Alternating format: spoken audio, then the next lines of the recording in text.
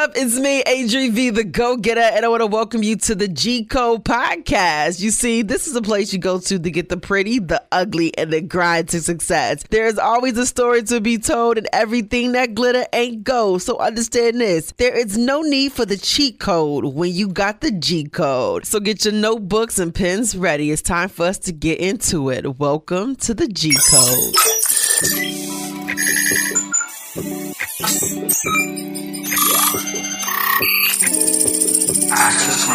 You are now listening to the G Code with ADRI.V. Hey, my go-getters, it's me, ADRI.V, and I'll welcome you back, of course, to the G Code podcast, where we talk to pretty, the ugly, and the grind to success, because every story has yet to be told, and everything that glitter is not gold. So understand this, there is no need for the cheat code when you have the G Code, all right? So today, I have with me, as you can see her on the screen, the beautiful, the amazing, and if you are just audio listening, her voice is just as immaculate.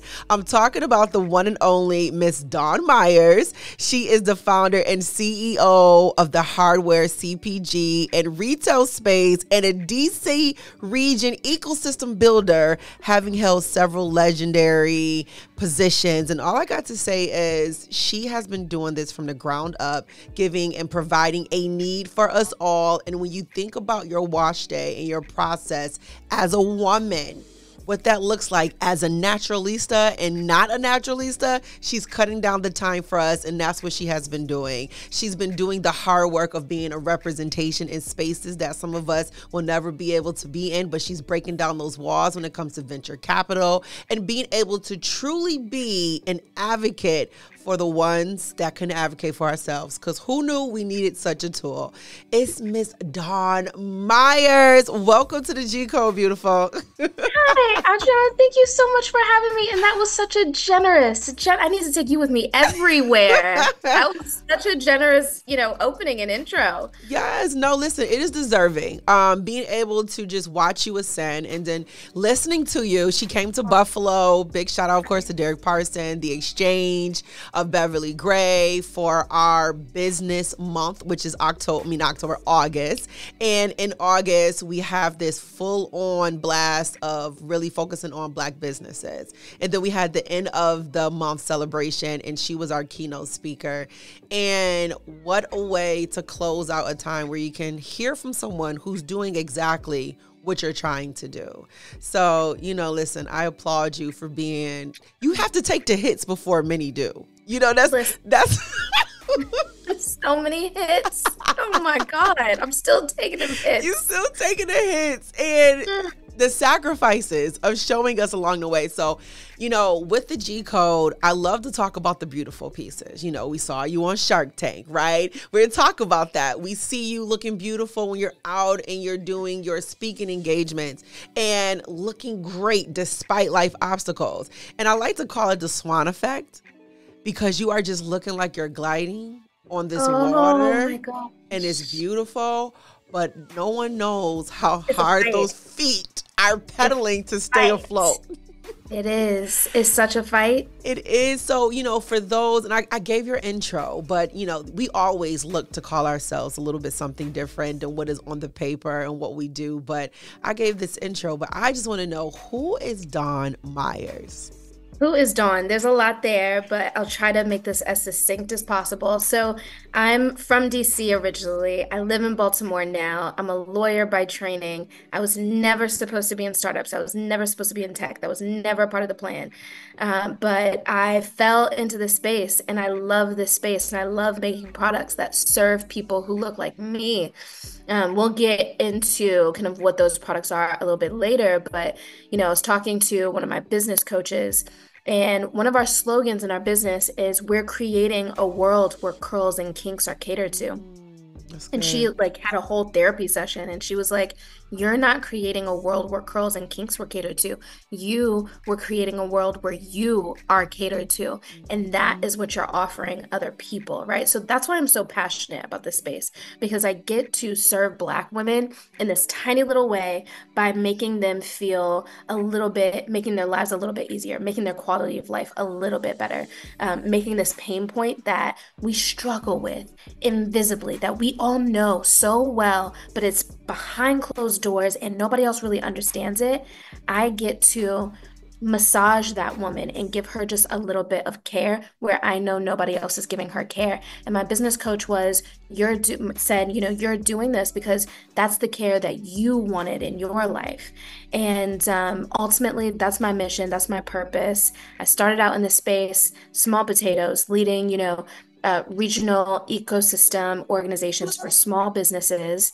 I found my passion. I found my calling in product and manufacturing, tech-enabled products. And it's a space that very few women, people of color, Black people, certainly Black women have been able to break into. And it matters because when I'm making hair products, right?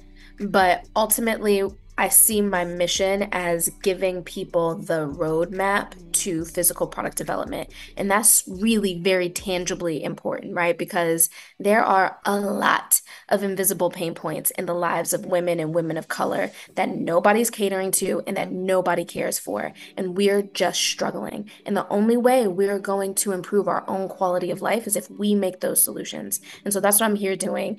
I'm making those solutions. I'm teaching other people how to make those solutions. And I'm trying to break some barriers, get this venture capital, get this funding so that it's not quite so hard for somebody else. Yes. And, like we kicked off saying you're taking the hits and like you said, trying to get everything going, but those pain points.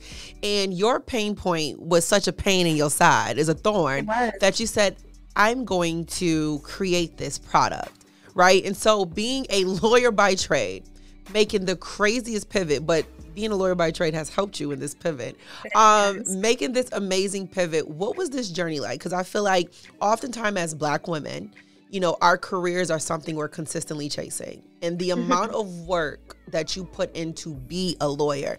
I once thought about wanting to be a lawyer, right?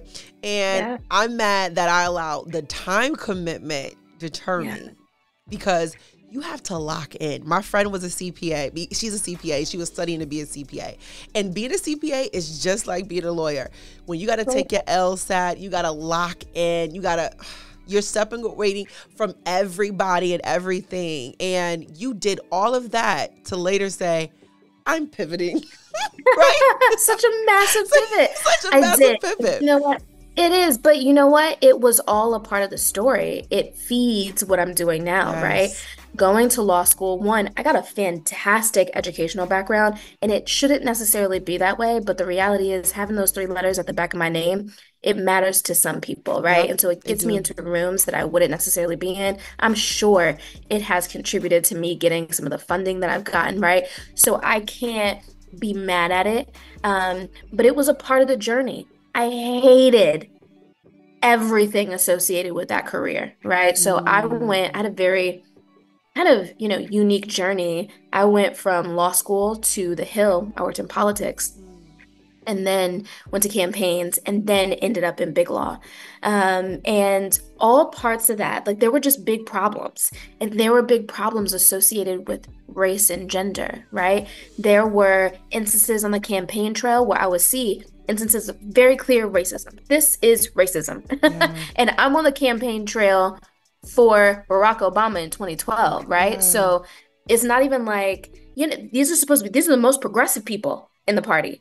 And, I'm seeing very clear instances of bias, very clear instances of racism, of misogyny, and I'm supposed to keep my mouth shut about it, right? Because if you want to keep going up the ladder, you gotta keep your mouth shut, right? Yep. And that does something to your insides. And we as Black women, I don't even think most of us even realize all the ways that we're swallowing it and swallowing it and swallowing it, right? Yep. So then I got into big law, one of the most caustic and toxic environments in the corporate arena. And again, right?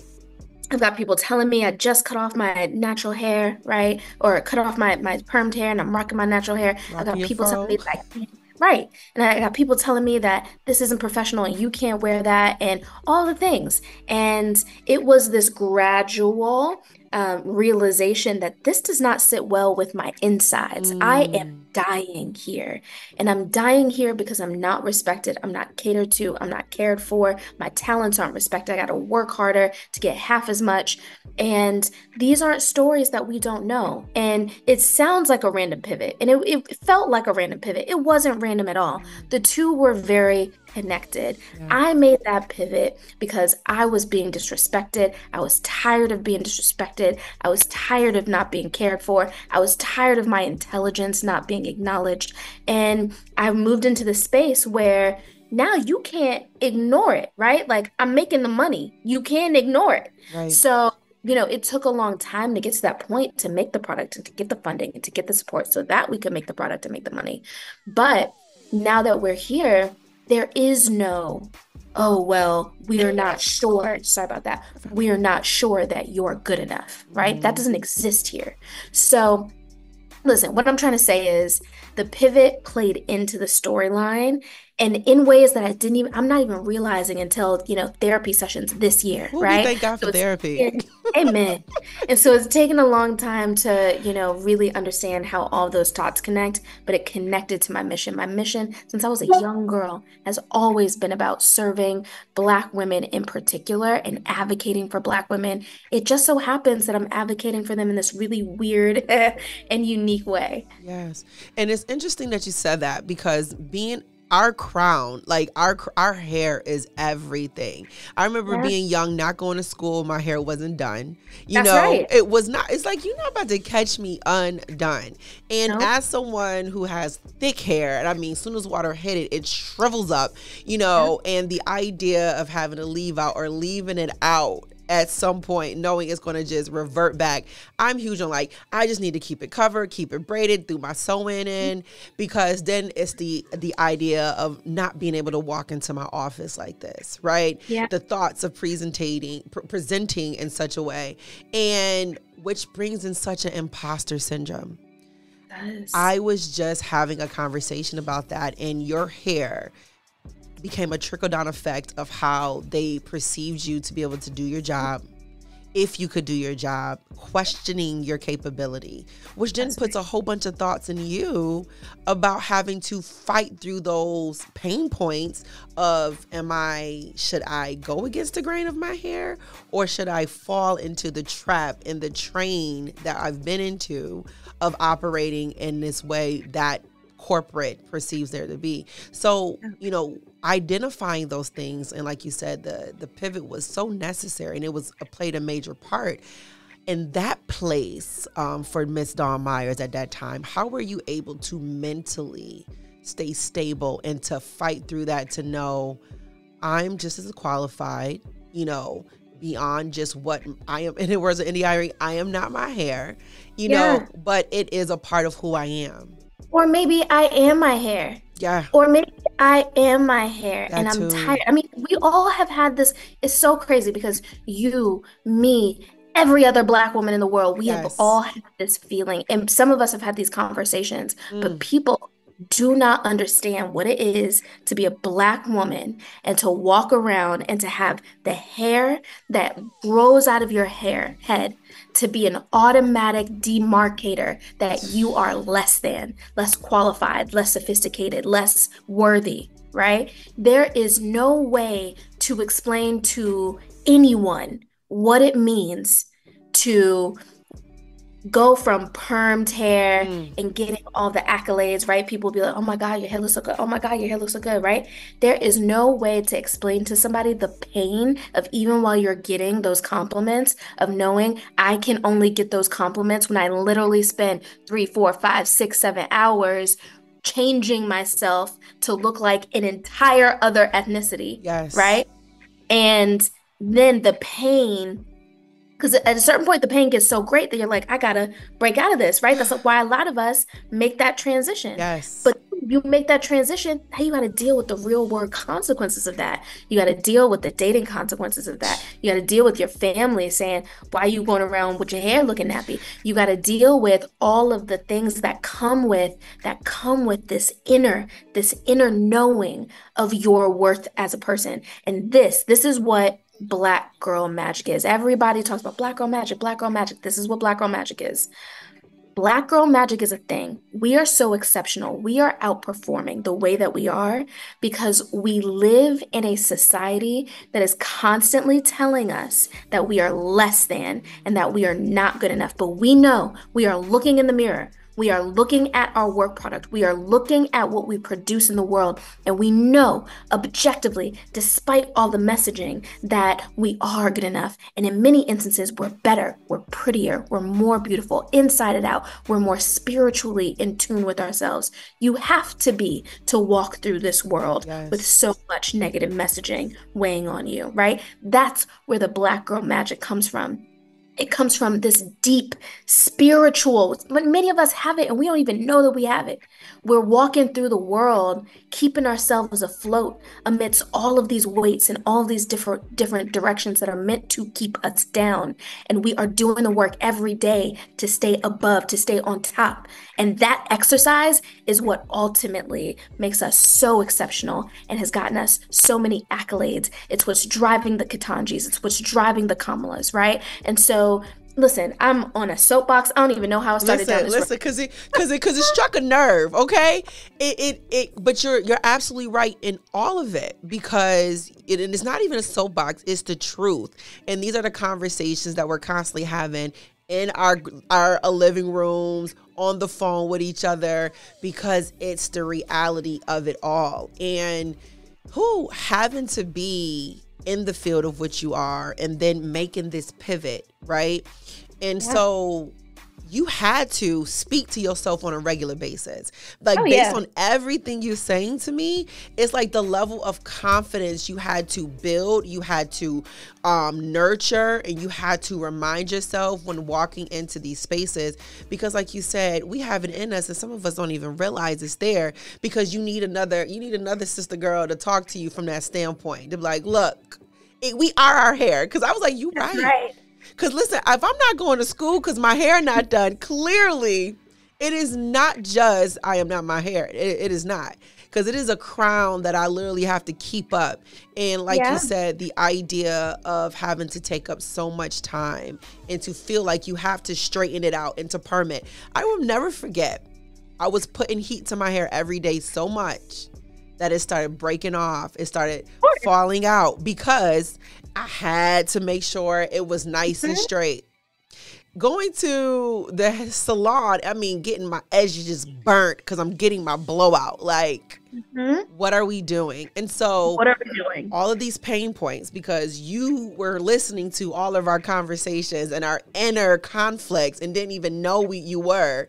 And you said, all right, I've gone through my trial of what this feels like for me. I know I'm not by myself.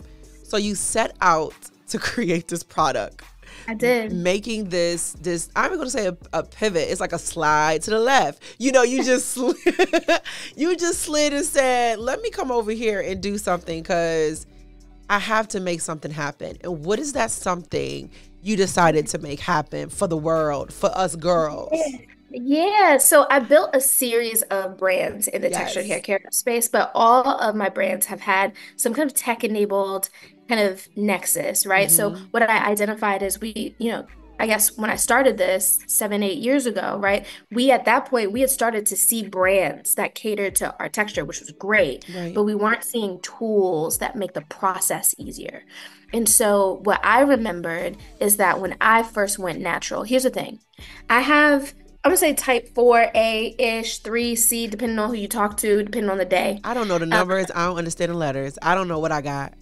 Right. It's tight curls. Whatever it is. It's very black. It's very black. Very black. But here's the thing. I don't have true 4C hair texture, right? And so it's hard for me and it takes a lot of time for me, but it's still not as hard as it is for a lot of Black women. And it's still more quote unquote acceptable for me to wear my natural hair texture than it is for a lot of women with 4C, even still, who are trying to get comfortable wearing their hair out in the world. And so I knew how freeing it was for me when I cut my hair off. It comes with challenges and it comes with a whole personal growth and evolution journey, but I understood that there were a whole lot of Black women who had it even harder. It's even harder for them to avoid the shrinkage. It's even harder for them because it takes them longer, right? So I know how important it was for me to make that change. How do I make making that change and maintaining that change? Because we know it's a lot of people who go back to the creamy crack or whatever it is because it's too hard, right? So I was like, how do I make this easy, not just for me, but for people who have it even harder? And so I built a couple of brands, but the one that's become most popular is called Ritualist. Ritualist, Richualist, is a company that focuses on an offering called the Mint. The Mint is a tool that leverages little pods. They're kind of like a Keurig K-cup in Keurig, except the K-cup holds your creams and your curl gels and your styling products, right? So you take that, K-cup, we call it a pod, filled with whatever products you like, you put it into the tool. The tool warms and conditions that product, and that's kind of where the magic happens, right? So when you warm up your tools, and we know this, right, from doing hot oil treatments when we were young, from warming up our products in the microwave before a wash day, we know that when we warm up our products, there's a lot of value that's unlocked. It's faster for us to detangle. It's like it's activating. It's activated. We have people with highly textured hair tend to have low porosity hair. What does that mean? It's a lot harder for the cuticle of your hair to open up and receive all that hydration. Well, when you warm up your products, it's a lot easier to get that penetration. You're decreasing the friction required to detangle, which means it takes less time to detangle. You're getting more moisture. You're getting more moisture retention, so you can go longer between wash days. You're getting all of this value. You're getting less breakage and less shedding. Why? Because again, you're reducing the friction necessary. So you're breaking off less hair. You're pulling out less hair. And so we're able to retain our volume. So that warming unlocks all kinds of value for us. And then that tool also kind of has a brush attached to it. So you're able to just brush that product through your hair in a way that's really fast, really easy, really healthy, and ultimately solves a lot of our pain points. It's super portable, right? So you can take it on vacation and you can take it on that work trip and you don't have to worry about TSA and refilling your products in the 3-ounce, whatchamacallit. You don't have to do any of that. You just put in your purse and you can go. And you have eliminated the issue of travel with it, but you're eliminating the issue of time. Now, my one friend, she's a natural girl. She shows up natural all the time. I'm a natural girl. I just braid it down and I'm putting protective styles on it, right? But her wash day is a full day. Yeah. A full day. Yeah. And the amount of products and the spray and the brush and this flat iron, then this flat iron. And what you're telling me is that you've created a one-stop shop, like a go-to to really help make sure that all of these products of what she's doing, and it was like rice water and this and that, everything is, I was like, yeah, this is too much for me.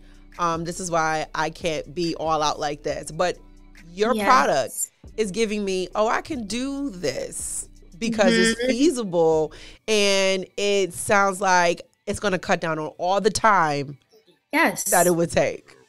Yes. And, let me be clear before we get into the timepiece, just I still, even though listen, because I run this company, it's like I'm not allowed to straighten my hair, right? Because as soon as I straighten my hair, people are like, what's happening? Like, what's going on?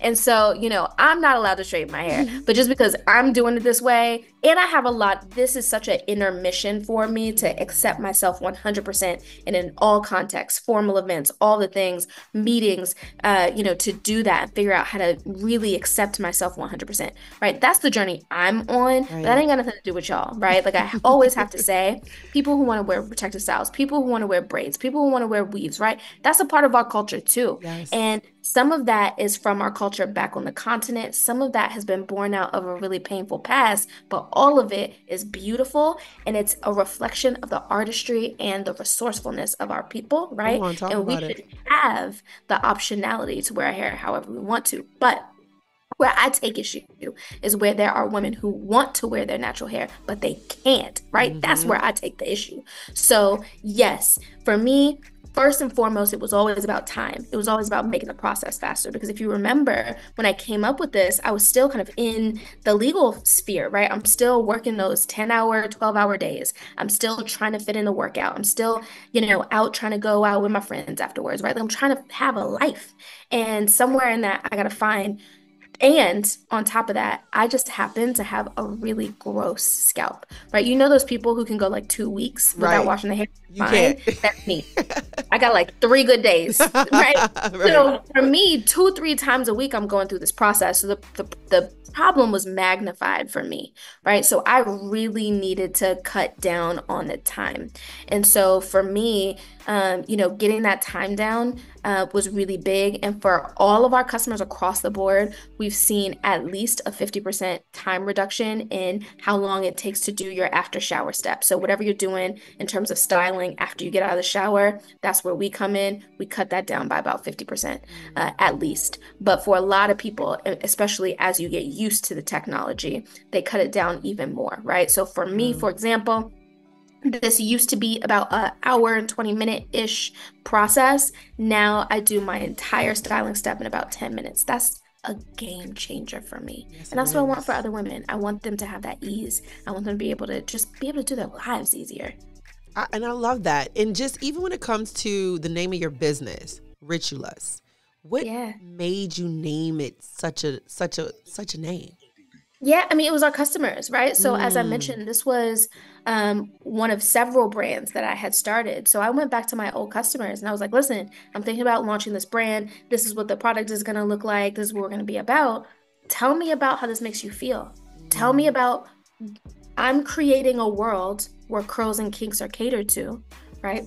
So please tell me what it feels like for you to be catered to, right? If you were to design a universe around your hair and around your wash day, what does it feel like? What does it look like? What does it taste like? And what we consistently heard was people want to feel like rich aunties. They want to feel like they go to the salon and they get their champagne and their favorite music is playing and it takes 2 seconds and they're out of the chair and somebody's catering to them with a warm towel. They wanted to feel catered to. They wanted it to feel rich. And so that's where the name came from. I love that. And it makes all the sense in the world. But now mint, the product being called mint. Now, when I think mint, I think refresh, So what made it being mint be the name? So it's interesting because the mint came way before Ritualist did, right? Wow. So we're developing this product. We have been developing this product for a full maybe 5 years before we ever launched the brand. Yeah. And so the names are a little disjointed. And really where mint came from is we were doing these customer interviews. We were talking to customers. And what we realized is that everybody had a different kind of language for this process. Well, I rake my hair. Well, when I'm processing my hair. Well, when I'm detangling, when I'm styling my hair. When I'm going through that like post-shower step. It was all this different language about the same process.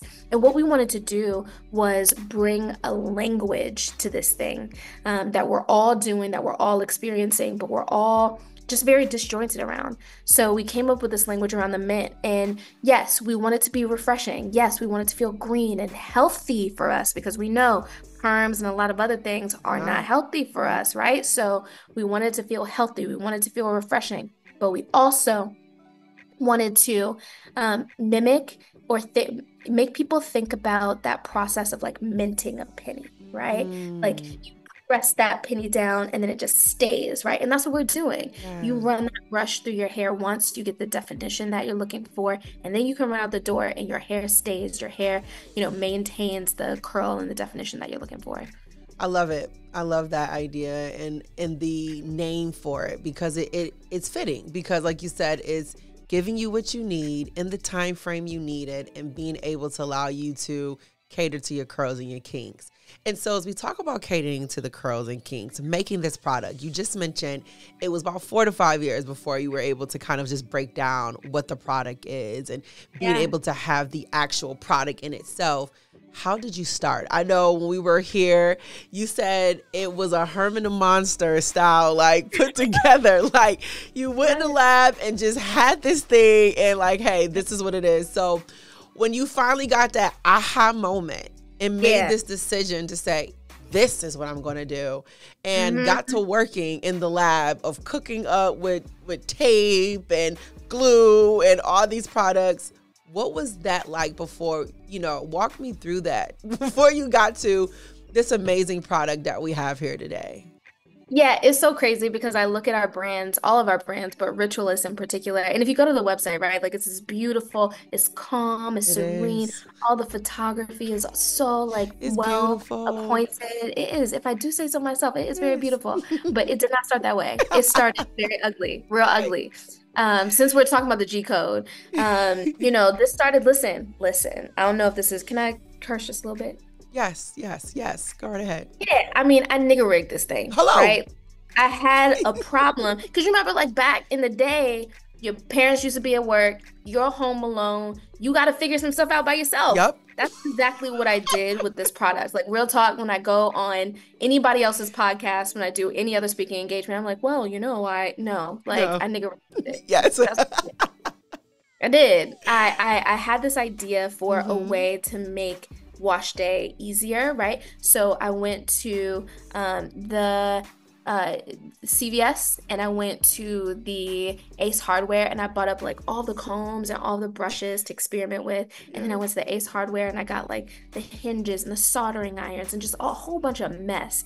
And then I came home and I just started tinkering. You turned into a carpenter. I did. I really did. And I remember this guy I was dating at the time. We lived together and he comes home and there are brushes everywhere and I'm cutting at the bristles, right? So there's bristle shavings everywhere and his messed up combs warped everywhere. Like melted with the soldering iron. It's a mess, right? But I put this little prototype together and I have it around here somewhere. But I'm still too like shy to show it because it's really ugly. But it was this really ugly prototype and I used it on my hair and I was like, I think that there's something here. It wasn't perfect, but I was like, I think there's a thing here. And so I went to my girlfriends and I was like, what if I made this? Like, would you find value in this? And like, when I tell you, I saw people's eyes light up in a way that I've never seen before, right? Like I've done all kinds of little entrepreneurial things, had this idea, had that idea, never saw anybody light up the way they lighted up when I told them about this concept, when I showed them this concept. And so I started, listen, at the time, I still wasn't thinking I'm about to be a beauty tech entrepreneur. Like really was not thinking that. Right. But I knew that this needed to be made, right? So I started going to the people who I thought were supposed to make it, right? I started taking this tool in a like old rinky-dinky early stage deck. Didn't know what I was doing. I would get on the train from DC to New York and I would meet with whomever I could. I would get on LinkedIn and be like, hey, can you meet with me? Such and such a VP at whatever company. And sometimes I would get the meeting and most of these people looked at me like I was crazy. But there was one person in particular, his name was Keenan Beasley. And Keenan hadn't responded to me, but he was throwing a party and had a friend who knew him. And so she got me into that party. We go up to the party. God, I've never told the story that way. I always just say, well, I met with this guy, Keenan. But the reality is I broke into this guy's party. I crashed his party and I cornered him. I got a like, couple listen. crashing events I done did myself. You got to get where you need to go to get what you're trying to get. Yeah. And, Keenan was very gracious and his girlfriend at the time, they might be married now, but they were very gracious. And, I took Keenan to the side and I was like, listen, like, I want to pitch you. He was a VP at L'Oreal at the time. Now he's gone on and he started all these like iconic brands, right? But I came to him and I was like, yo, can you look at my pitch deck? Can you look at what I got? And he was like, yo, you got something. Everybody else up until this point, all white men, had said, I don't get it. I don't understand, right? Yeah. When I would tell them about the problem, they would be like, you lying. Like, there's no way that Black women are spending 3, 4, 5 hours on their hair. And I was like, actually, I'm exaggerating. Like, some of us are spending more time. Some of us are spending 2 days, Saturday night and Sunday morning, doing our hair. And anyway, Keenan was like, no, you got something. You on the right track. And he was like, listen, L'Oreal isn't going to make this. You got to make it. And so I got back on that train. I went back home and I started making it. I started applying to incubators and accelerators and pitch competitions. I would get like a little bit of grant money and then I would file a little bit of IP and then I would get some IP and then I would go out and tell people I got some IP, give me some funding. And they would give me a little bit more funding. And it went on like that for years and years and years until we finally closed something like a $1.4 million in venture funding. Now, I love how you like kind of just made that sound so cute.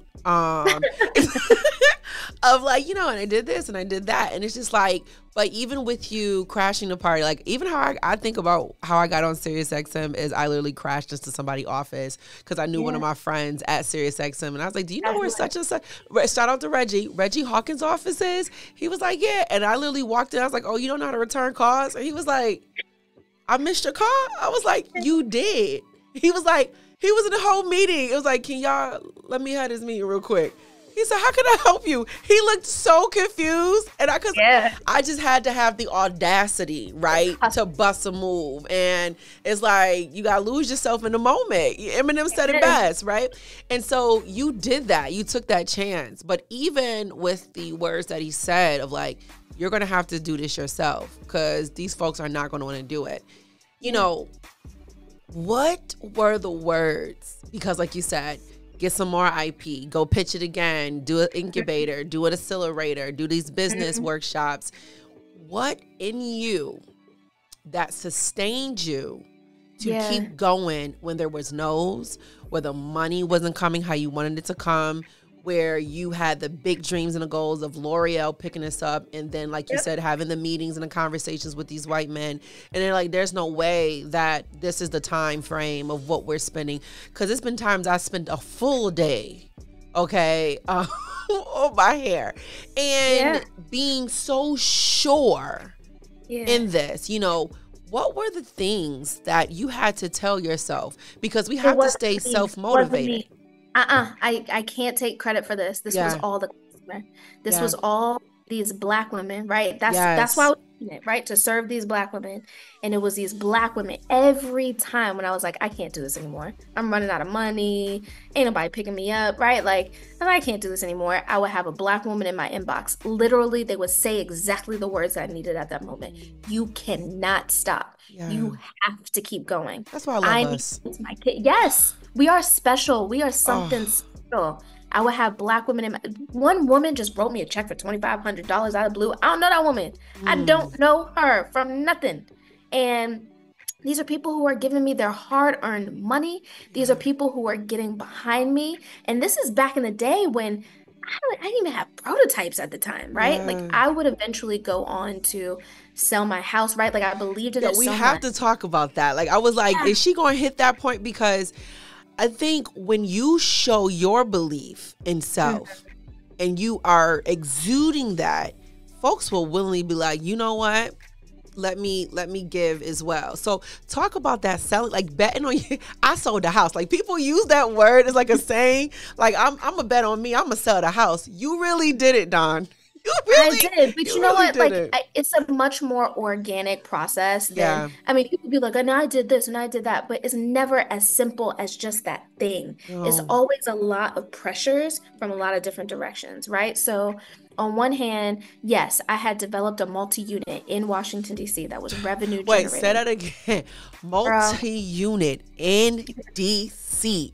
Revenue generating. Yes. If anybody who's anybody is aware of this, like you got to understand what she really was betting here. I was doing something. I was already doing something really special, right? Like building this property on my own by myself. Young woman. I think I was 28 when I picked up that property. I was young, right? And here's the thing. There were a lot of people doing real estate.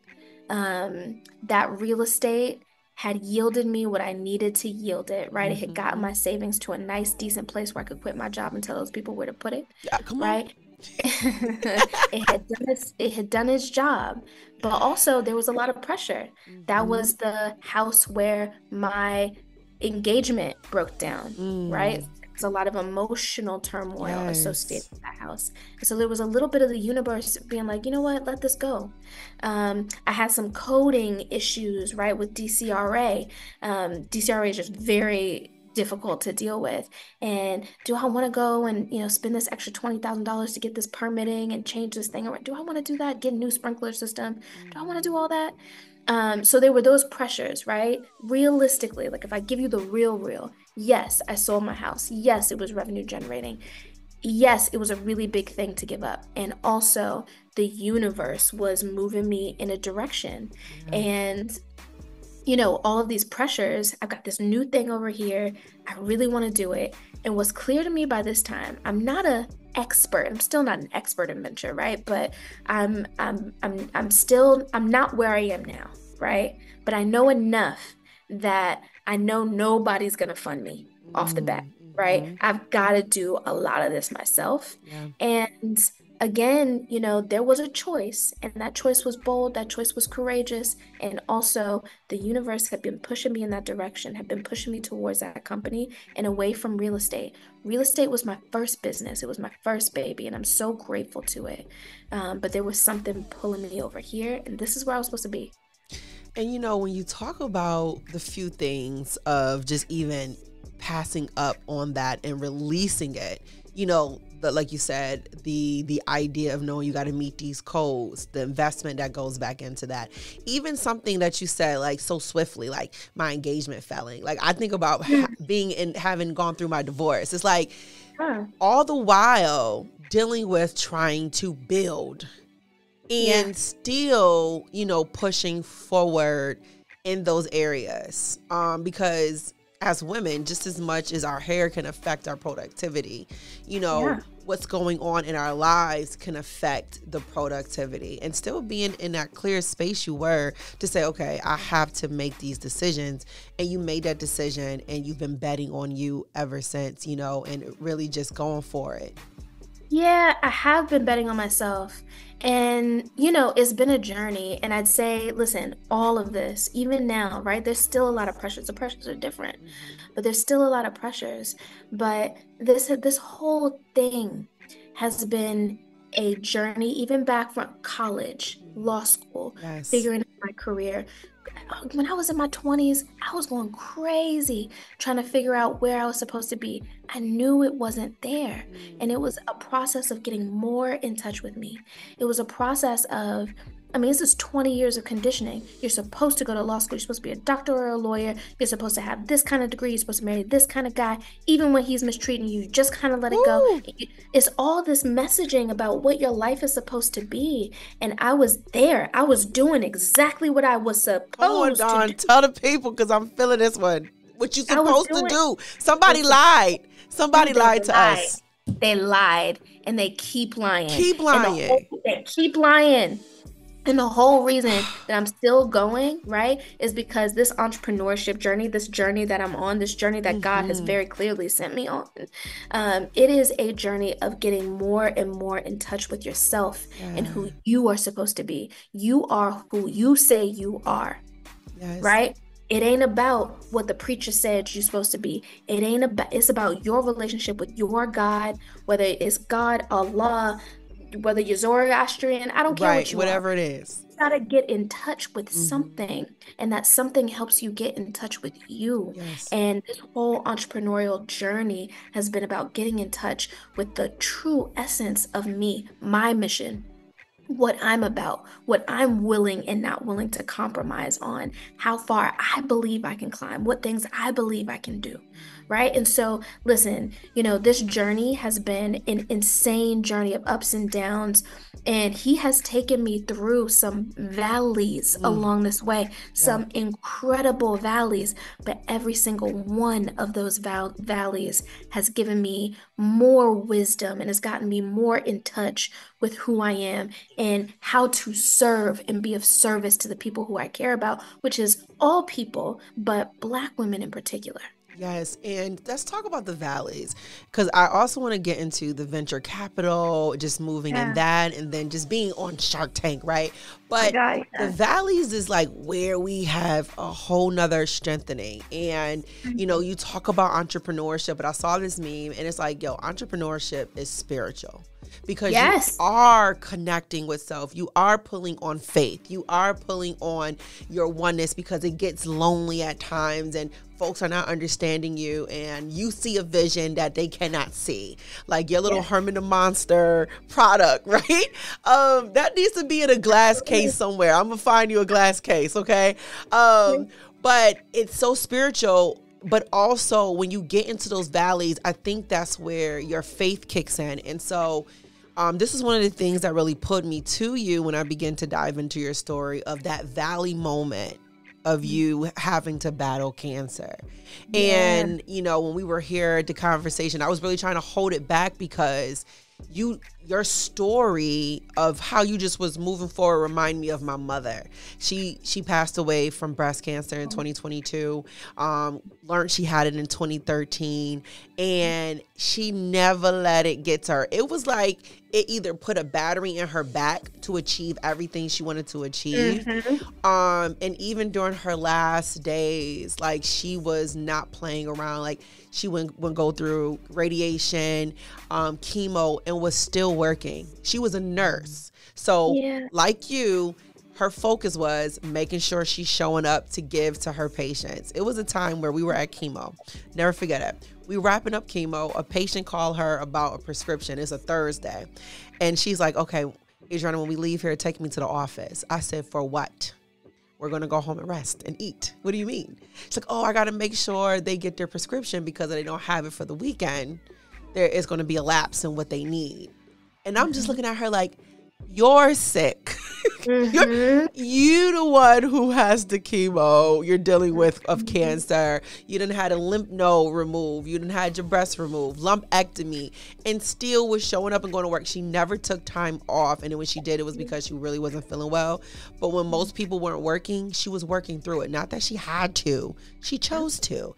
And so to get into your story, and I was like holding back the tears because I'm just like, in my head, you are cut different when you are dealing with a severe illness. And I've watched her go through what she went through when you're battling this and the effects it takes on your body.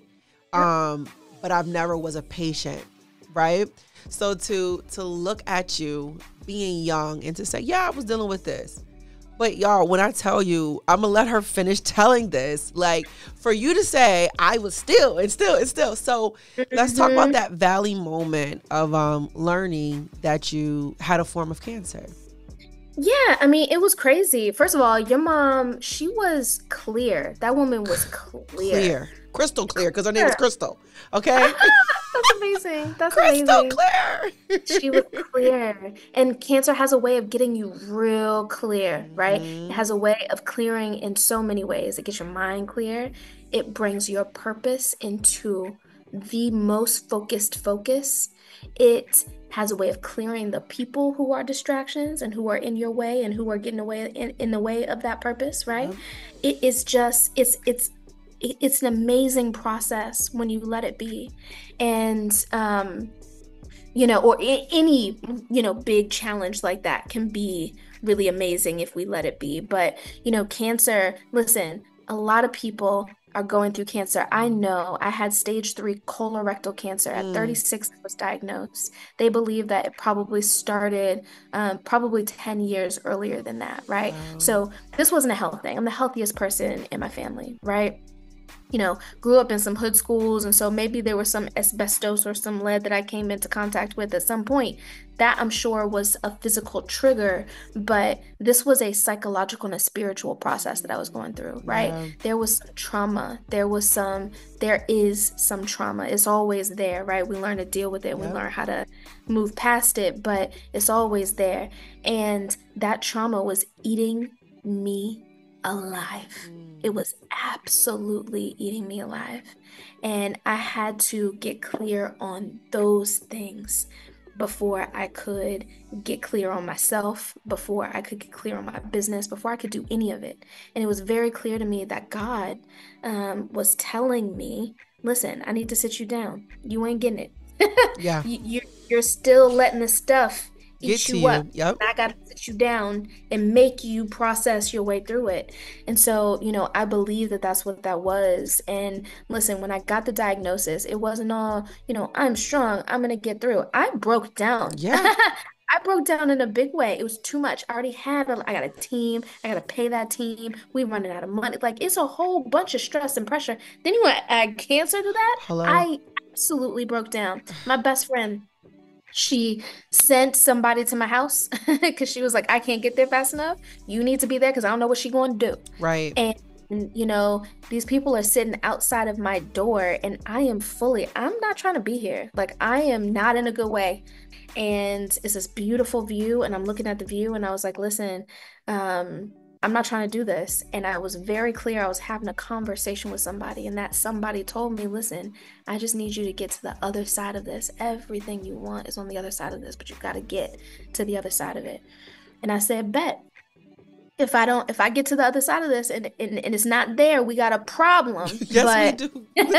if you say so, then that's what we're gonna do, right? And that's where the strength came from, right? So when you hear the stories of me finishing out that round and raising money from the, post-surgical post-op bed, right? When you hear me going through 5 surgeries, chemo and radiation, when you hear the stories about me sitting on the bathroom floor. There was a point. Listen, chemo is Wicked. just It will tear you up. it's Yep. tough. It tears you up. And there was a point in my treatment where I didn't know what orifice, what substance was going to come out of, right? Yep. And so I dragged my little laptop stand, this laptop stand, my laptop, and had chucks on the floor, and I had the trash can by the chucks, and I'm sitting in very close distance to the toilet and to the trash can, Yep. and I'm sitting on top of them chucks, and I'm working, and I'm getting it done. And people are like, where did that come from? It came from, he told me. I was told very clearly, get to the other side, and that took the pressure off. Right? Like, now I know that there's another side. That's number one. All I gotta do is get to it. So the pressure, I knew I was going to get through cancer. That was number one. And then the other piece was, um, you on your mission. And so it was like, okay, after you finish chemo treatment, ain't nothing to do but sit there and heal, right? Yep. You know how we do sit there. A lot of people just watch television. I got to make this time worth it, right? So I got to keep focused on my mission. I got to keep pushing the mission forward because everything that I want is on the other side. It's not on the other side unless I do the things. Right. And so, there's some crazy stories about, what I endured this year. And no matter the stories, nobody will ever really truly understand what it was like. Nobody will ever truly understand how hard it was. Nobody will ever truly understand the pain. Nobody will ever understand having to go in for emergency surgery. And I will never forget. So during this time, this is a little bit of an aside, but I'm very proud of this. And so I gotta give it a shout out. So I had stage 3 colorectal cancer. Colorectal cancer is obviously, it's a pelvic cancer. And for any pelvic cancer that you might get, uterine cancer, cervical cancer, whatever it is, if you get that cancer, you're going to be put into radiation and chemo. As soon as you start radiation, you are rendered infertile. You are plunged into menopause on top of everything that happens to your body during radiation and chemo. And I had a surgeon reach out to me. Her name was Dr. Stone at Johns Hopkins, right up the street. And she said, come into my office. I don't know this woman from Adam. And she says, come into my office. I think that I can save your fertility. I come into the office and they say, all right, we're going to do the basic things. We're going to, do some egg, harvesting. But in addition to that, I'm going to do this experimental surgery. And if we're successful, you're going to save a lot of Black women's fertility. And she tells me that there is an experimental surgery coming out of Brazil. It's never been completed in the United States, but she says you're a really good candidate, and you part of the reason that you're such a good candidate is because you're a Black woman, and 75% of Black women have fibroids. And she says, since you have these big old fibroids, and I think that I can get around them, if I can do this successfully on you, it will set a precedent that this surgery should be available to people with fibroids, and thus all of the Black women who are getting these early stage cancers. That's all she had to say. Black women, and I'm in. Yep. Right? So this woman tells me that she's going to cut out my entire reproductive suite. Right? She tells me she's going to cut out my uterus, my ovaries, my fallopian tubes. She tells me that she is going to re-implant those organs into a fatty patch between my rib cage.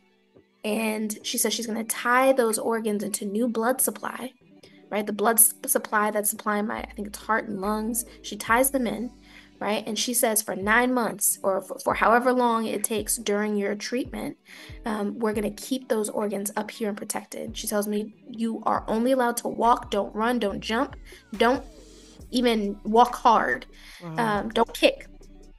And I said, okay. And then she says, once it's over, we're going to move those, organs back down into place, and you're going to be as good as new. Now, I am flabbergasted. I tell her, Child, okay, I'm over right? here like this. Whew.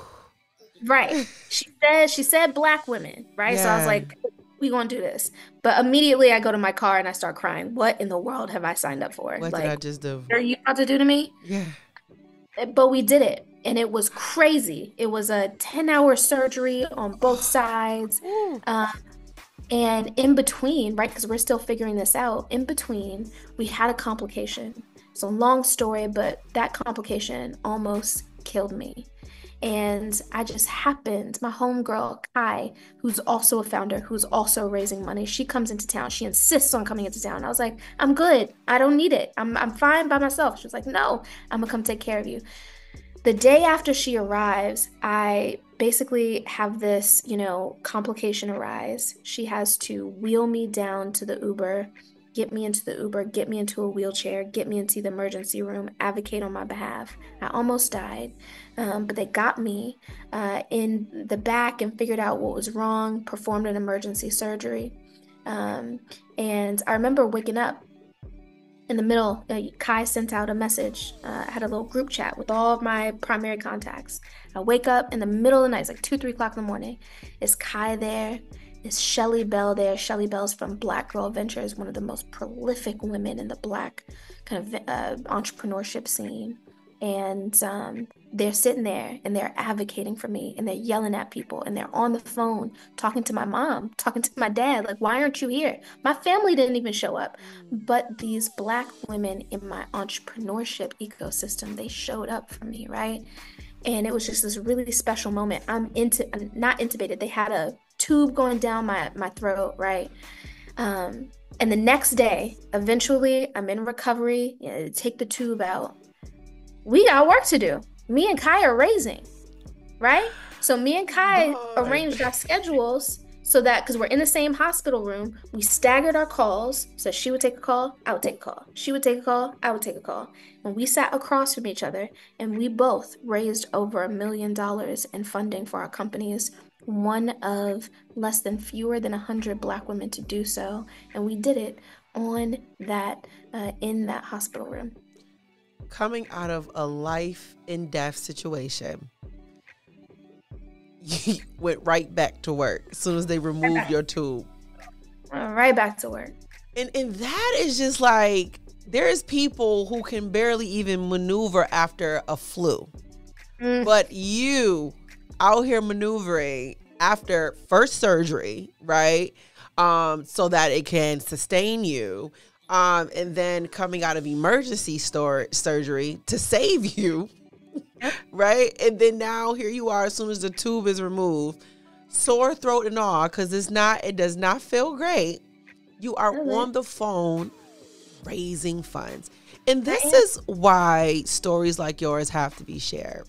Because people don't do business with just businesses. We do business with people. And it is the people and their mission and their focus and their drive and their story that be like, I need to buy this and I need to buy several of these products.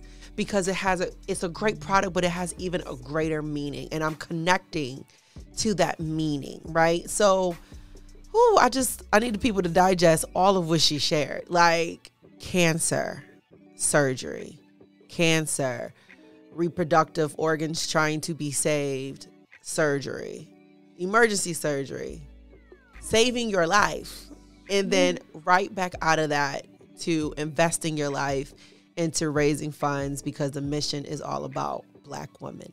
Dawn, I feel like you almost need a Nobel Peace Prize because that is a lot. And like you said earlier, Black women are so magical because where do the strength come from? It's unmatched, is uncompared, it's incomparable.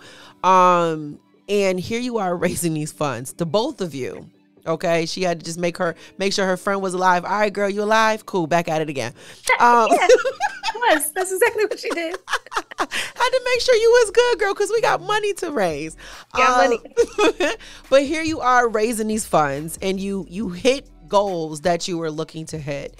But even in the midst of all of this, you move into a space of venture capital and diving into that through the crescendo of working through all of this.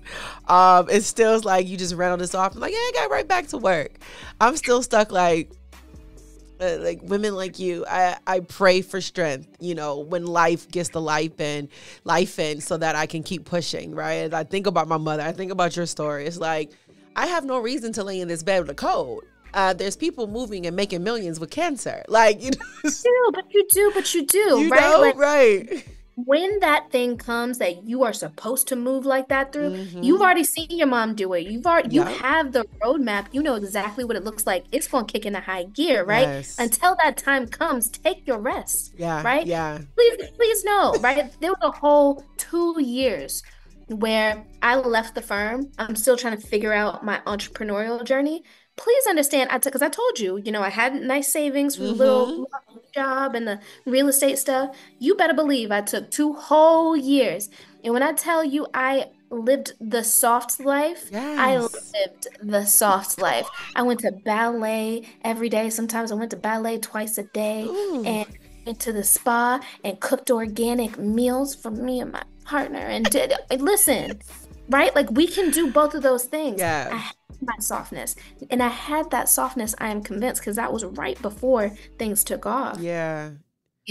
I'm convinced that I had that soft time because the universe knew what it was preparing me for. Yep. It knew what it was coming. Yeah. What was coming. I need to be rested up. So take your rest. And when it's time to fight, you gonna fight. I received that. So as we talk about fight, because when you got to get into a tank with sharks, you fight. You you are fighting for your life.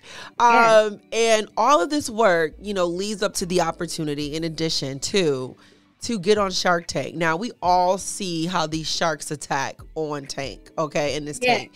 And it could break down the strongest of people, because not only am I pitching my baby to you guys who are these figures, it could be very intimidating, may I add, but I'm sharing it with every viewer in their home who are dived in and locked into Shark Tank. And you got out there, very beautiful, very elegant, and delivered. But what was that preparation like for said show? But the show of you being able to stand up and say, this is my business. This is how it affects and the pain points. This is how I'm meeting these pain points. This is how it is a need and a necessity in this billion-dollar industry for hair and beauty. And this is how I'm already did this and making this impact. Like, how are you gathering yourself for this said time and then getting up there and pitching and delivering in such a manner? Well, I mean, I gotta be really honest, right? Like, I had been doing the work for years before I ever got on Shark Tank, right? Here's the thing. Most people who go on Shark Tank, most companies, they're usually kind of like mom and pop companies who've never received outside camp capital. They've never kind of been through a pitch like that. Not only have I been through pitches like this, I've led whole organizations that teach people how to pitch and that bring VCs and, school people to the game. So I am very well versed in this space by the time I get to Shark Tank. And remember that story that I told you about how somebody told me, you just need to get to the other side, right? And I tell you, I went through treatment. I went through 5 surgeries, chemo, and radiation. The day we were running out of money, right? The day that I get out of my last surgery, this is November 3rd, I get an email from a program called Techstars. That program said, you need to schedule your interview right now or you're going to lose your spot. I schedule the interview, right? I'm still in post-op. I'm high on oxy, right? I'm super woozy, right? Right. So I do that interview 2 days after I get out of the hospital. And it's the worst pitch I've ever given. But somehow, because I've been doing this for a very long time. Yes. I know how to do it. Even my worst pitch on my worst day is better than most people's pitches. Mm-hmm. So that's one piece. Then also, I've been in this game and I've been putting in the work. I know who to call. I know who knows who. I know who to call to apply pressure. So I do my due diligence. I give the worst pitch I've ever given. And I know that there are going to be some people in that room who are like, I don't know if she can handle it, right? But I call exactly the right people. I have them write exactly the right letter of support to exactly the right stakeholders. And sure enough, we get in, right? And so that 100K that I got from that program, I think it was 120K, whatever it was, that came days after I got out of surgery. Wow. And 6 months later, I was being called up to Shark Tank, right? So when he said that everything was on the other side, he wasn't lying, right? Just get to the other side. There's still a lot of work to be done, but that was a clear kind of watershed moment. And I'll tell you that Shark Tank pitch was the easiest pitch I've ever given in my life. Come I on. was on that show and had a blast because I know all of that. I've been watching the show since I was 17, Right. right? I know every angle that you're going to hit me with. I know who, has gone through cancer treatment. I know exactly what buttons to push, right? So I went on that show and I had a blast. I had so much fun. And they saw it, right? Like they were serving me questions and I'm lobbing them. And so, I had a blast. It was the best experience. Now the work starts, right? Yeah. Everything that I have wanted has indeed been on the other side, but now the work starts, right? Now I'm building up the relationship with Grede and just got off the phone with two people from Mark Cuban's team earlier today, right? I got to perform for these people. Yep. So now it's another level, right? Yes. And it's another level that I have to ascend to, but it's a level that I am joyously ascending to because I love the work that I do. And even though it's hard, and even though it's challenging, and even though it's risky, and even though those valleys, they still here. Go to our, Instagram right now, Get Ritualist on Instagram, and you will see we've got a whole, apology to our customers because our shipping is running late. It's all kinds of things, all kinds of fires in the background. But I love what I do, and I'm so clear that there are so many Black women. I'm nobody. I'm little, I'm small potatoes, but there are so many Black women who have these genius ideas, and I'm the only person who they see out there making physical tech-enabled product. And so they're coming to me and they're in my inbox and they're like, how do I do it? How do I get it done? And so I have to get as far as I can get. I don't know where that is, but wherever that is, I have to get as far as I can get so that those women can go even further. And ultimately, it's going to be us, just like it was us in that hospital room taking care of me. It wasn't my mama, it wasn't my daddy, it wasn't no doctors. It was two Black women going to war for me. That is what we are going to do writ large for ourselves. We, Black women, are going to pull ourselves out of this muck. We, Black women, are going to give ourselves the quality of life that we deserve. We, Black women, are going to get so clear on our worth and our value that the rest of the world has no choice but to see it too, right? Yes. We are going to do it for ourselves.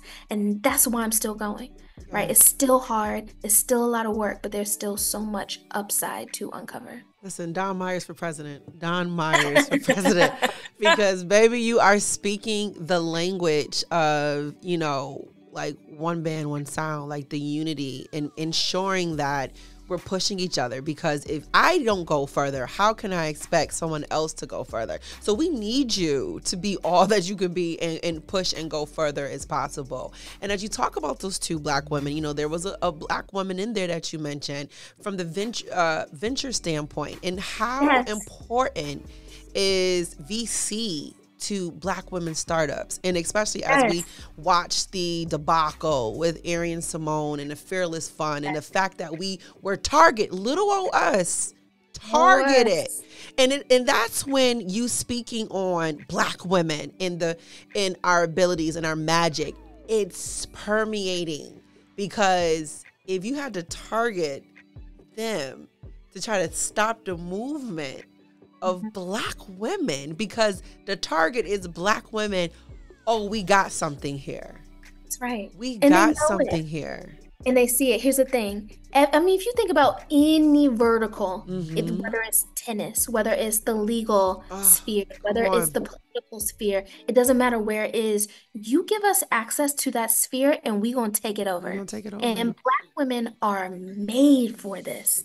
All entrepreneurship is making a dollar out of 15 cents and solving a lot of problems for a lot of people. Yep. That's what Black women do. Yes, we We've do. always been doing this, right? And what I love about, I mentioned my friend Omi Bell Yes. at Black Girl Ventures, that's what she does. She's Yes. educating these young ladies, right? You're already, you got the young lady who's doing the lashes for the girls after school. You're an entrepreneur.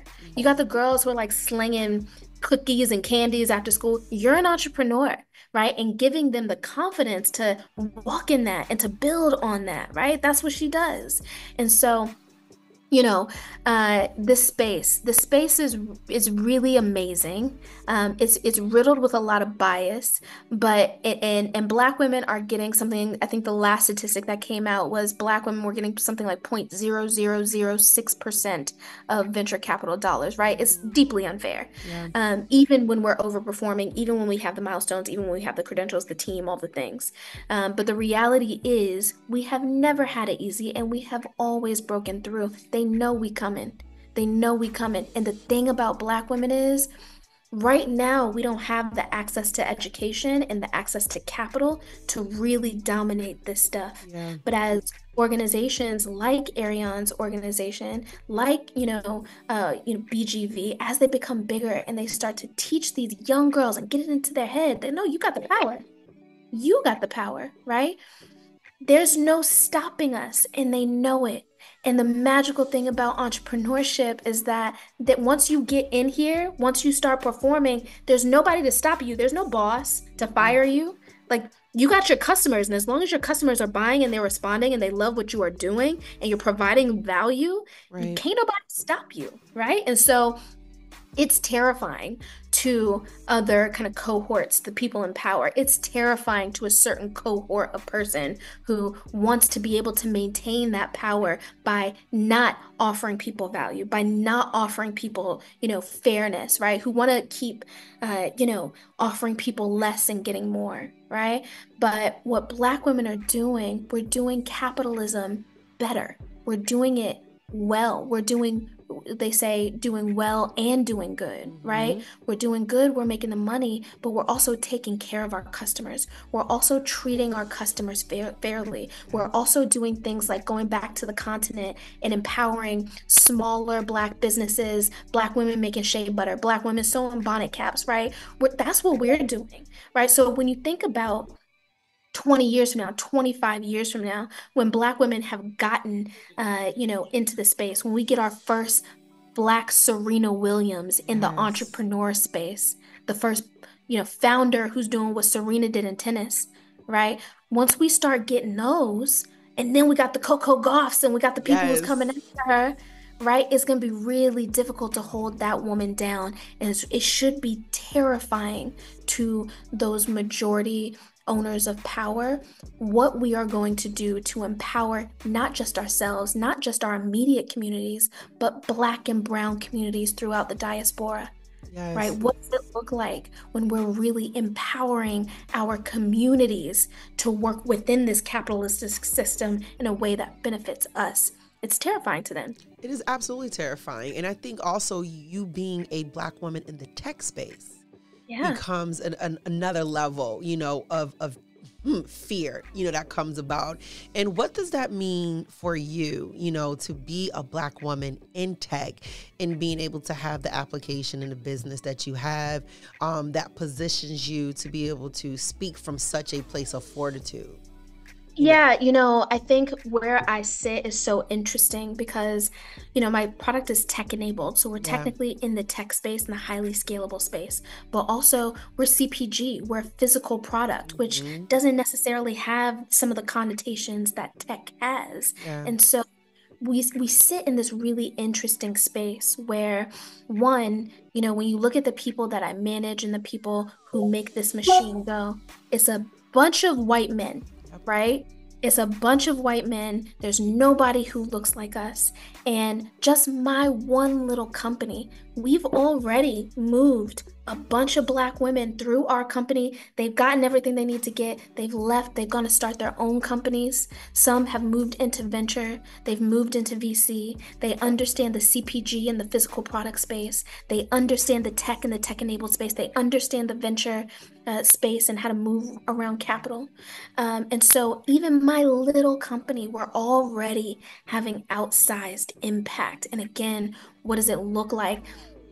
I think I'm great. I think I'm really talented. But there is some little girl who is coming up behind me who's really going to blow us out the water, right? What does it look like when she creates that pipeline? Right. When we who are here right now, we provide the roadmap for her, but she really blows things out the water and really moves more Black women into this space. So I'm if you can't hear it, I'm very excited. Listen, for the I'm next excited.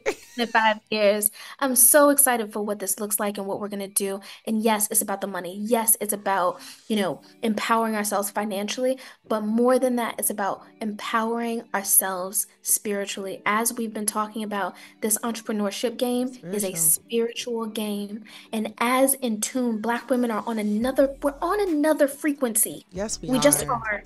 We've had to be. Right? But what does it look like when we move that frequency even further up the rung? Right? Yes. I'm so excited to see. I already see it. I go back to Black Girl Ventures. I teach a class at Georgetown. I see these young people and how they're moving, and it's something special. And what's going to come out of the next 25 years is going to blow us all away. And so as we talk about your excitement, in the next 25 years, but when we look at the next, 2025 for you, what does that look like for Ritualist? You have your product, you have the tech-enabled aspect, but what will it be for you to really step into another space, or even just expanding upon what you have? What is the excitement for Mint and Ritualist? Yeah, the Mint by Ritualist. We're doing such just I come from a political space, right? So like I think of us as in the grassroots phase. You always hear Barack Obama talk about a grassroots organizer. Guess what? So am I. Yeah. I literally was a grassroots organizer for Barack Obama. And so that's how I think about my company. Right now, we're doing the grassroots stuff. We are getting product into people's hands. I'm literally calling everybody who buys from us. What's your experience like? What kinds of problems do you have? How can I make it better? I'm literally going back to our engineers. Literally, I will get off the phone and have a really good conversation with a customer. And I'll be like, oh yeah, we do need to make that change. And I go directly to my engineering team and have them make the changes that our customers want to see, right? So right now, we're really doing the grassroots work.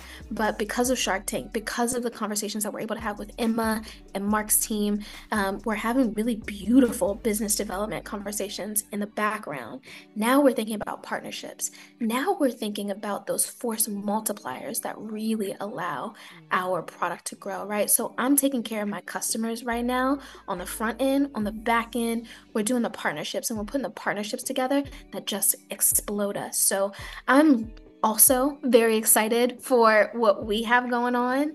And I have big plans. I have big plans for this space. As you can see, I'm very passionate about the power of Black women. We hold so much cultural capital. We hold so much sway. We move the culture.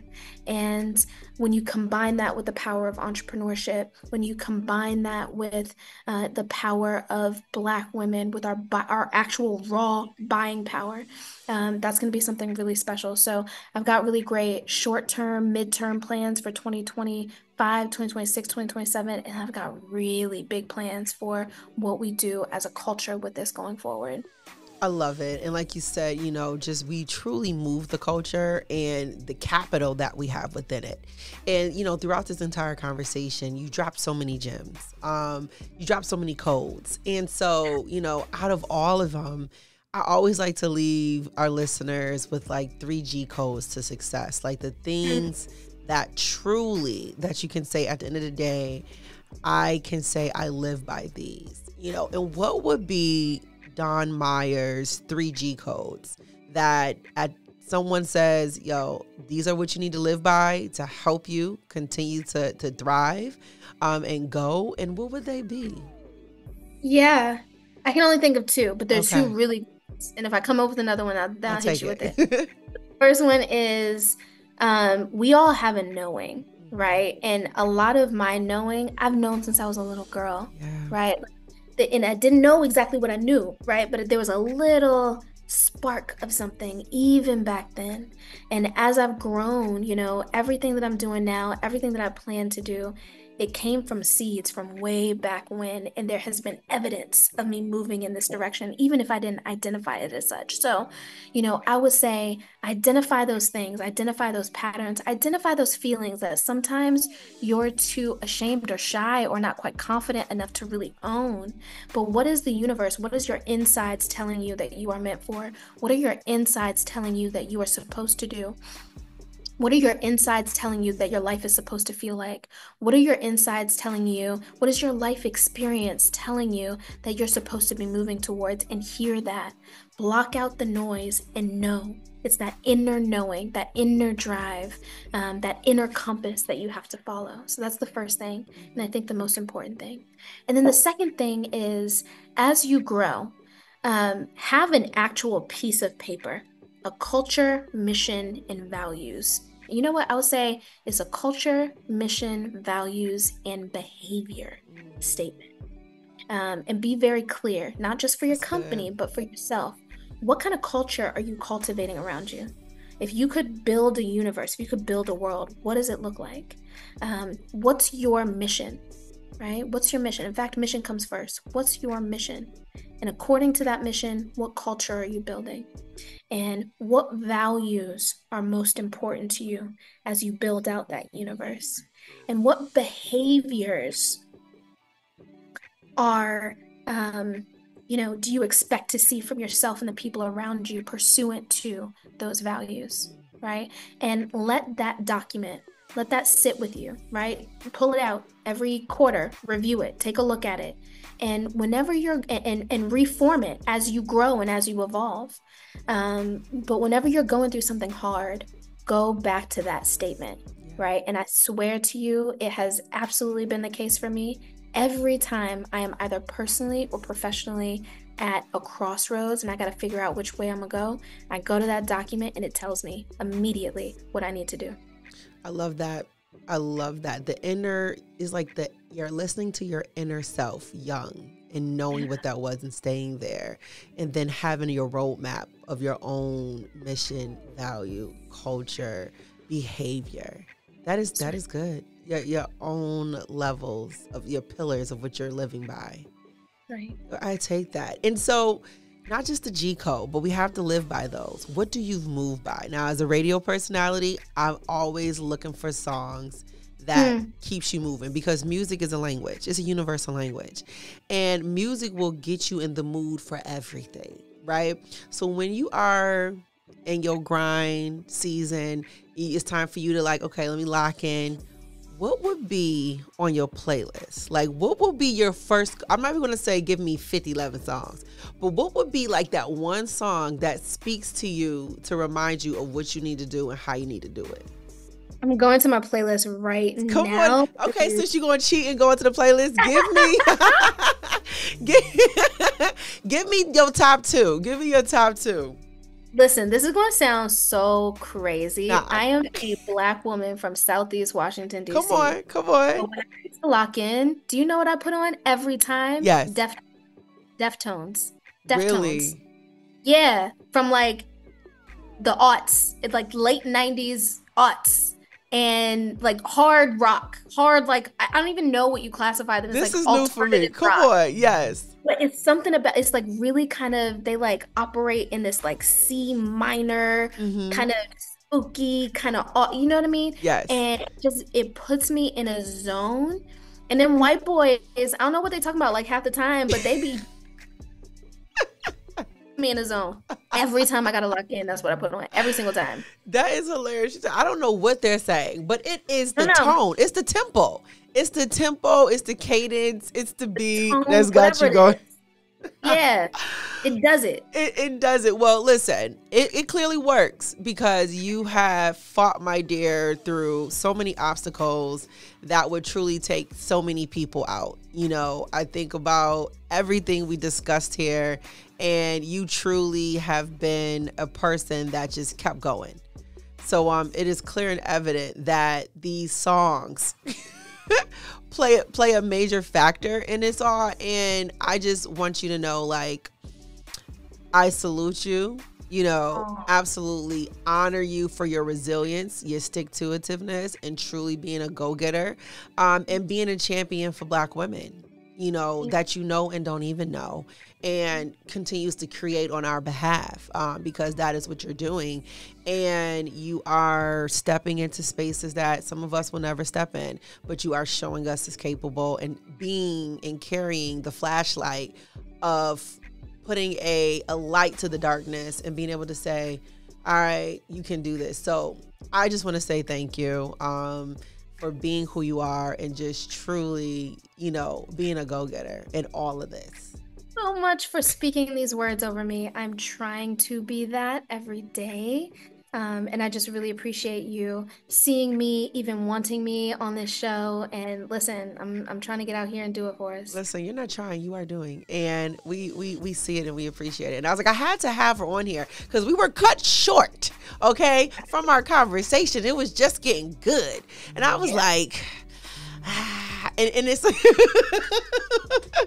I was like, okay, we gotta stick to the time. And that's why I was like, Dawn, we gotta have this convo because folks need to hear this. They need to hear all of the things you are and all of the things you are doing and what you have coming up. And it was just like imperative. So it was a must. I had you on the show Thank you.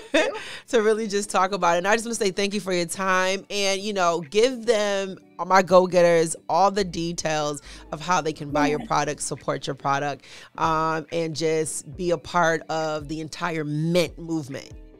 Yeah, come visit us online at www.ritualist.com. That's RICHUALIST.com.